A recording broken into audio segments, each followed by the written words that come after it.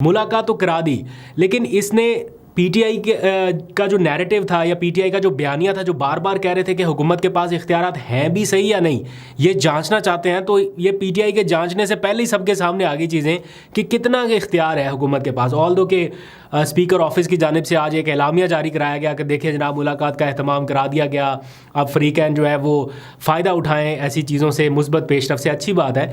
लेकिन ऐसा लगा कि हुकूमत को शायद इस पूरे प्रोसेस में उल्टा हजीमत का सामना करना पड़ा जब हर तरफ से आवाज़ें उठना शुरू हुई कि इख्तियार, ये इतना इख्तियार है कि मुलाकात ही नहीं हो रही। एनी हाउ, एक तरफ है मुज़ाकरात और मुलाकातों का माहौल, लेकिन दूसरी तरफ क्या है, एक सज़ा सुनाए जाने की बाज़गिश्त सुनाई दे रही है पूरे वफाकी दारुल-हुकूमत इस्लामाबाद में कि चंद घंटों के बाद इमरान खान को एक और सज़ा सुनाई जा सकती है। लोग तुक्के लगा रहे हैं, कोई कहता है 10 साल की सज़ा हो सकती है, कोई कहता है 14 साल की सज़ा हो सकती है। 2 बार अलकादर ट्रस्ट केस का फ़ैसला जो है वो उसको मुलतवी किया गया, और अब एज़ इफ़ नाउ जब मैं आपसे बात कर रहा हूँ तो अभी तक मैंने चेक किया है तो कोई ऐसा ट्वीट अभी तक मंजर आम पे नहीं आया जो पहले आते थे, जिससे पता चल जाता था कि फ़ैसला सुनाया जाएगा या नहीं।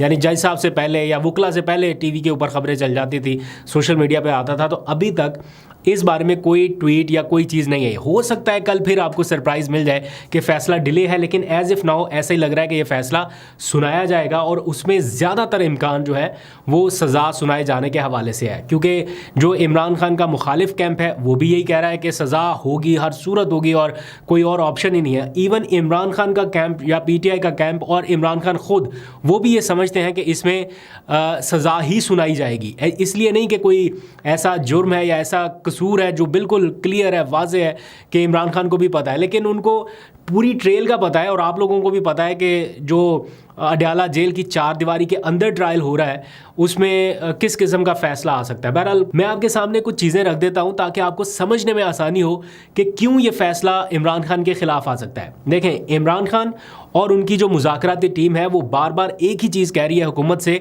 ना हमें एनआरओ चाहिए, ना हमें इमरान खान की रिहाई किसी एग्जेक्टिव ऑर्डर से चाहिए। इमरान खान चाहते हैं कि वो अपने केसेस से लड़के, उन केसेस से सुरखरू होके फिर आज़ाद हो। ये इमरान खान का इस टाइम नैरेटिव है कि कल को जब वो जेल से बाहर आए तो उन्हें ये ताना ना मिले कि आप एनआरओ करके, आप डील करके, या आप किसी एग्जेक्टिव ऑर्डर से, यानी हुकूमत के रहमो करम से आप बाहर निकले। ये वो बिल्कुल कतई नहीं चाहते। इमरान खान सिंपली इतना चाहते हैं कि हुकूमत अपना दबाव जो अदालतों के ऊपर बढ़ा रही है उससे दस्तबरदार हो, उससे पीछे हटे, और उनका ट्रायल जो है मुनसिफाना और शफाफ अंदाज में आगे बढ़े, तो वो हर केस से सुरखरू होकर बाहर निकल सकते हैं। फॉर एग्जांपल, पीटीआई की टीम ये कहती है कि जब इमरान खान की तोशाखाना 2 केस में ज़मानत हो गई थी तो फिर उनकी रिहाई बड़ा आसान तरीका थी, वो रिहा हो सकते थे, लेकिन हुकूमत ने उनको एक और केस में उनकी गिरफ्तारी डाल दी। वो थाना न्यू टाउन का रावलपिंडी का मुकदमा था, एहतजाज की वजह से वो इस मुकदमे में उनकी गिरफ्तारी डाली और वो अभी तक जेल में है। तो ये वो पॉइंट है जिस पर पीटीआई चाहती है कि हुकूमत अपना बेजा का जो दबाव या असर रसूख है उससे दस्तबरदार हो, ताकि इमरान खान अपने केसेस लड़कर रिलीफ लेके बाहर निकले।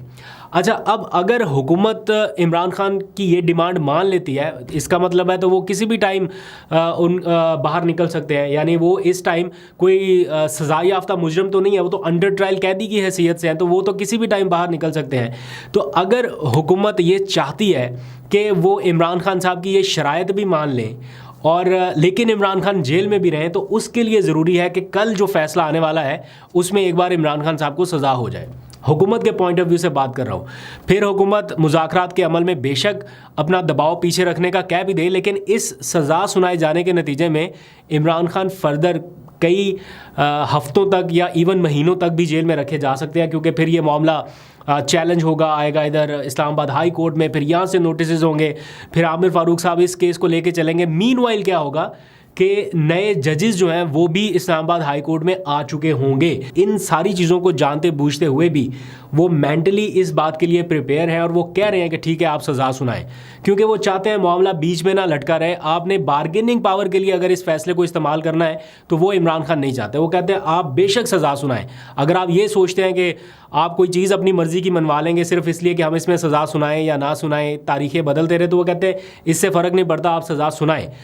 इमरान खान के लॉयर्स को ये लगता है कि ये फैसला जो है ये बरियत का बनना चाहिए। इसमें कोई एविडेंस ऐसा नहीं है कि इमरान खान ने कोई माली फ़ायदा उठाया। उल्टा हुकूमत के ख़जाने में 30 अरब रुपए उस 190 मिलियन पाउंड की रकम के ऊपर इजाफी उनको फ़ायदा हो चुका, जो जमा कराए गए थे स्टेट बैंक में, जिनके ऊपर इन्वेस्टमेंट हुई, उसके ऊपर 30 अरब रुपए का तो खाली प्रॉफिट हो चुका। तो इमरान खान ने तो फ़ायदा नहीं उठाया, उल्टा हुकूमत को फ़ायदा हुआ है।